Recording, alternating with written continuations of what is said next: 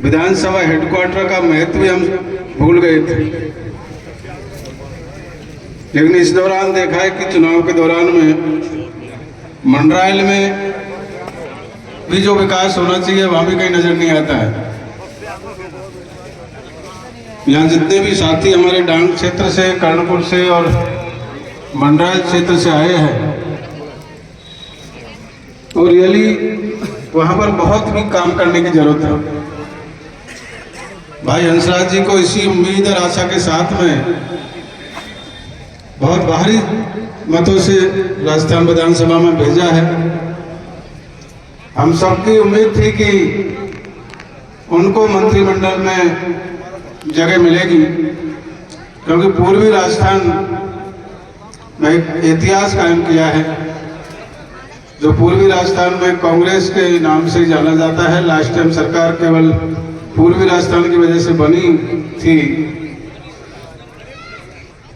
तो इस बार मंत्रिमंडल में तो ठीक है नाम नहीं आ पाया, लेकिन मेरे को उम्मीद है कि जिस हिसाब से और जिस कर्मठता के साथ में बीड़ा उन्होंने उठाया है। पिछले दिनों जयपुर में मैं भी उनके साथ गया, काफ़ी जगह सीएम से मिले, आपके जितने भी आपके भारतीय जनता पार्टी के पदाधिकारी है, प्रदेश अध्यक्ष हो या और जो महत्वपूर्ण है, उनमें सबकी तरफ से था कि सपोर्टरा में रियली बहुत विकास की जरूरत है। मैं इस अवसर पर भाई हंसराज जी से ये अनुरोध करूंगा कि ज़्यादा से ज़्यादा ध्यान जो सबसे पिछड़ा क्षेत्र है, खास तौर से डांग का एरिया है, कर्णपुर का एरिया है, मंडरायल का एरिया है और डांग का एरिया है, जहाँ पर ओनली माइनिंग ओनली रोजगार का साधन है, रोजगार का साधन नहीं है, जमीन है नहीं उनके पास में। तो राज्य सरकार से इस तरह की पॉलिसी बनाए जाए सभी को रोजगार मिल सके और उस एरिया का प्राथमिकता के आधार पर विकास किया जा सके। साथ के साथ में शिक्षा का जो स्तर है पूरी विधानसभा क्षेत्र में, मैं तो कहूँगा पूरा करौली में ऐसा है। तो भाई दर्शन जी के साथ में यहाँ से जिले से 2 विधायक चुन के गए हैं। पूरा फोकस अगर शिक्षा पे करेंगे, साथ के साथ हेल्थ पे भी ध्यान देना होगा, क्योंकि यहाँ के अस्पतालों की स्थिति बहुत ही नाजुक है। आज सोनोग्राफी की मशीन का भी आज उद्घाटन करने जा रहे हैं। तो मैं चाहूंगा कि जितने टेस्ट है इस विधानसभा हेडक्वार्टर लेवल पे हो जाए, हर एक उसके लिए गंगापुर या करौली नहीं जाना पड़े। इस पीएससी का जो एरिया है बहुत बड़ा एरिया है, डांग से लगा करके हाड़ौती और पूरा का पूरा इसलिए इसका अपग्रेडेशन भी किया जाए। अभी 50 बेडेड हॉस्पिटल है, कम से कम 100 या 150 बेडेड का हॉस्पिटल इसको बनाया जाए।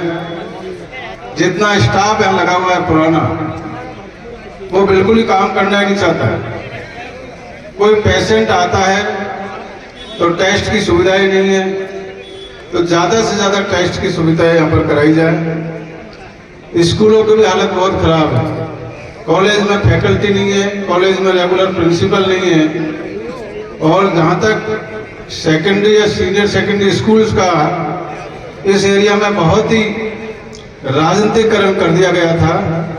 मैं चाहूँगा कि शिक्षा का फोकस करके जो टीचर्स अगर पढ़ाने पर अच्छा रिजल्ट नहीं लाते हैं, उनको मेहरबानी करके बच्चों का भविष्य खराब नहीं करे।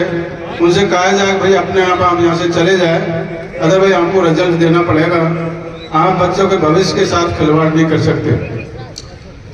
जहाँ तक किसानों का मामला है, डॉक्टर कोयलाल जी को किसान महकमा मिला है, ग्रामीण विकास मिला है।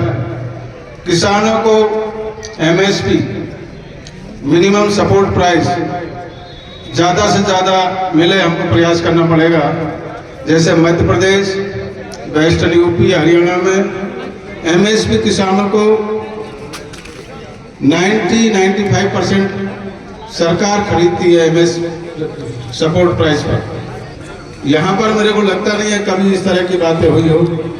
किसानों को भी यहाँ पर प्राथमिकता देनी होगी। अनाज मंडी अभी तक खुली नहीं है यहाँ पर। अनाज मंडी का ज़्यादा से ज़्यादा उसको चालू कराया जाए, जिससे किसानों को बाहर नहीं जाना पड़े। ऐसे बहुत सारे बिंदु है जहाँ पर कि हमको बहुत ही प्राथमिकता से ध्यान देना पड़ेगा। जहाँ तक पीएससी है, पीएससी जो है पब्लिक हेल्थ डिपार्टमेंट, जल जीवन मिशन के तहत सेंट्रल गवर्नमेंट से पैसा आ रहा है, लेकिन उसका उपयोग नहीं हो पा रहा है। हम चाहेंगे कि इसकी ज़्यादा से ज़्यादा तहकीकात किया जाए, जितना फंड है उसका प्रॉपर यूटिलाइजेशन किया जाए। मैं ब्राह्मण समाज सपोर्टर बहुत नए साल की ब्राह्मण समाज सपोर्टर द्वारा प्रधान जी विधायक साहब का स्वागत और इसके स्वागत में पीआर साहब का भी स्वागत। इम्पोर्टेंट बहुत महत्वपूर्ण रहा है। चलो इसको वैसे बहुत बहुत धन्यवाद। राम सिंह जी सरपंच साहब वो मना कर दिया, लेकिन कुछ कह रहे कि स्वागत जरूरी है, प्रधान प्रतिनिधि हैं आप, आपका होना लाजमी है। तो सभी मंच की तरफ से आवाज है कि आप एक बार आ जाए, स्वागत के लिए आ जाए। मैं शिक्षा है और लोकल जितना भी इंफ्रास्ट्रक्चर से उनके बारे में बात कर रहा हूँ। बिजली की बहुत बड़ी समस्या है। बिजली का जितना पैसा आया था, पिछले दिन हमारे एमपी मेंबर ऑफ पार्लियामेंट ने कहा था कि 200 करोड़ मैंने करौली जिले में भेजा है, लेकिन कहीं नजर नहीं आता है कहाँ गया। ना कोई ट्रांसफॉर्मर्स अपग्रेड किए गए, ना बिजली की लाइन में कोई सुधार है। तो मैं चाहूंगा कि इस दौरान हमको जो मौका मिला है, हम ज्यादा से ज्यादा इन प्राथमिकताओं पर ध्यान देंगे और आप लोग जो भी सजेशन देंगे उस पर भाई हंसराज जी से अनुरोध करूंगा कि एक ट्रांसपेरेंट सिस्टम रखे। नरेगा वगैरह जितना भ्रष्टाचार फैला हुआ है, शायद ही राजस्थान में कहीं नहीं होगा जहाँ पर मस्टरॉल में हेराफेरी चल रही है। 50% मस्टरॉल में गड़बड़ चल रही है। तो मैं चाहूंगा कि जितनी भी स्कीम है सेंट्रल गवर्नमेंट की और हमारे स्टेट गवर्नमेंट की, उन पे ज़्यादा से ज़्यादा ध्यान देने की जरूरत है। आप बहुत ही एनर्जेटिक है, मेहनती है और पब्लिक ने जिस उम्मीद के साथ आपको चुना है, मेरे को उम्मीद है कि पब्लिक की आशाओं पर 100% खरे उतरेंगे। आप लोगों का जो डिसीजन है, इस भारी मतों से आपने जिताया भाई हंसराज जी को, ये जीत तो कम से कम 1 लाख के आसपास होनी चाहिए थी, लेकिन एनी हम आगे अगर इसी भावना से काम करते रहेंगे तो 1 लाख से ज़्यादा भी जीतेंगे।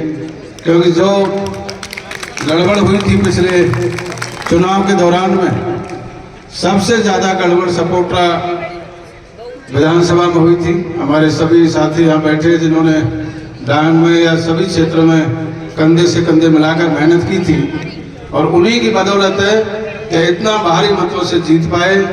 ये चुनाव भाई हंसराज जी ने लड़ा, ये चुनाव आम पब्लिक ने, आम जनता ने लड़ा है, इसमें कोई डाउट नहीं। आप में जागृति थी, काफ़ी जगह साइलेंट वोटर थे जो खुले में नहीं आ रहे थे, दबाव में थे, और काफ़ी जगह आपके खुल के भी दिया आप लोगों ने। आपको सभी को बहुत बहुत धन्यवाद और आपको सभी को नव वर्ष की ढेर सारी शुभकामनाएं। 2024 आपके लिए बहुत अच्छा गुजरे।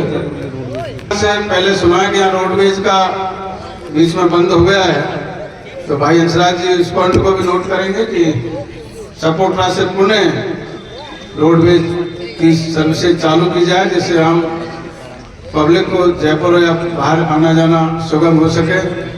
बहुत सारी रोडों की समस्या है। अब आप काम करने का ही टाइम है, 24 घंटे। अब तो माँ बेटे की जोड़ी है आपके सामने और विकास की कोई कमी नहीं रहेगी, मेरे को उम्मीद है। आप लोगों ने मेरा भी सम्मान किया है। सभी को बहुत बहुत धन्यवाद। आप लोगों ने सुना। जय हिंद, जय Bharat. Thank you very much.